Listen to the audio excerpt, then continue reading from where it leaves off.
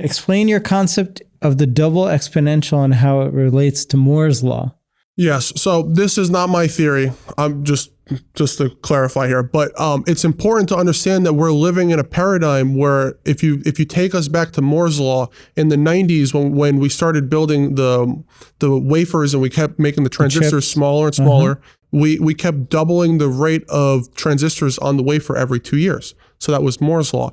And that carried us all the way into around 2012-ish when we hit the upper limits of physics. But that was an exponential growth in our ability to do CPU compute on applications. And that was a huge time of growth as a society, right? We're living in a different exponential with AI. We're living in what's called the double exponential. So not only is AI doubling in its ability to compute and its logic and reasoning, but it's doubling in how fast it doubles.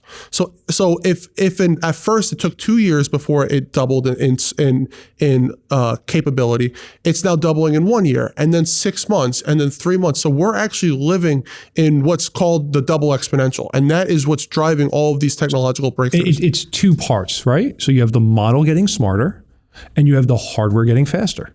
So before we were just in the world where the hardware was getting faster every 2 years, and now you're saying the software advances we're having on the model side are essentially moving that rate, doubling again. Correct. Yes. Correct. And then and the hardware is now doubling again, right? So we went from, what did we go from? We went from Hoppers to Blackwell to now Rubens. And so in each time the computations are increasing. And then if you go look at any of like Jensen's streams, they're not going up by like 2x. They're going up by like 50x every year. It's ridiculous jump. So now when that happens, it allows the models to get smarter. And now so that's what he means by we're in a double. Yeah, like it wasn't too long ago with the ChatGPT 4.0s and the Claude 4 tier was that we entered this world where they realized that they could post-train on an existing model. And that's a huge deal.